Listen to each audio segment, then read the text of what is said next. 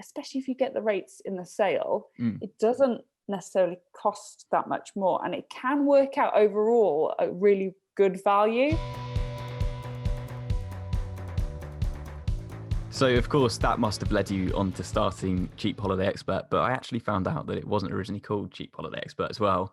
So That's How Many correct. Holidays is the You've done original your incarnation on Cheap Holiday Expert. What gave you the idea to start that? So it started with that question, how many holidays could I possibly do in a year? And it was because I found this absolutely wild claim. I think it was like a PR statement put out by Trainline, who said that the average British person spends £3,418 in a year on holidays. And I was like, that's crazy. That's too much. I was like, who are these people? And it came out in December. And it was at a time when I started to think about New Year's resolutions. I decided that I wanted to travel a bit more, but I didn't have a massive budget. And I also, in my kind of professional life, I work in radio. I wanted to learn some new skills. I wanted to learn how to video edit. And I thought, right, I'll start a YouTube channel. And I'll set myself a travel challenge to see how many holidays I could do for half the price that PR statement had claimed.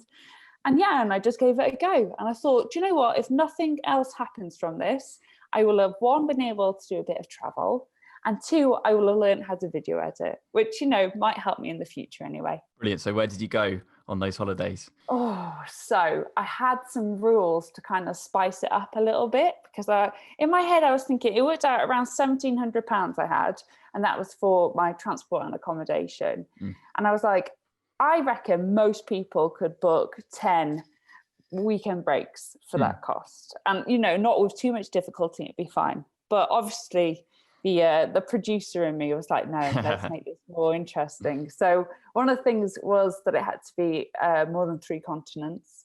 Okay. I wanted a business class flight in there, and I wanted some long holidays in there. So that helped kind of dictate where I went, because I couldn't just be going for the cheapest thing possible. I had to tick some boxes. So I did a lot of Europe. So there was Paris in there.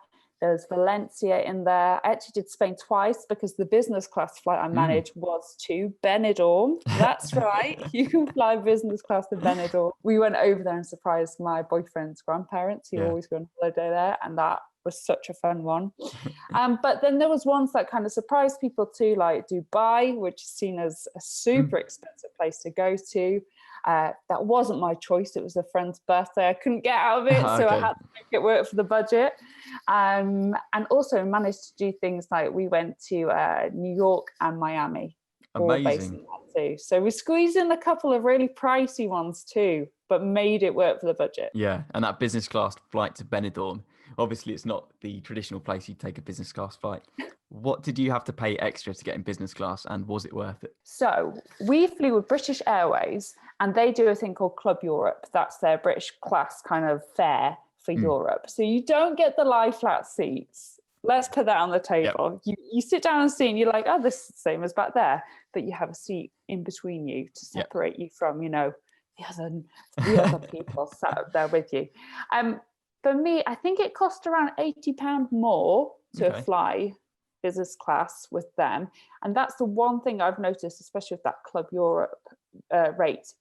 Especially if you get the rates in the sale, it doesn't necessarily cost that much more, and it can work out overall a really good value, because you get 2 bags included. So if you're someone who was going to be traveling heavy anyway, it might just be worth looking at that bigger rate.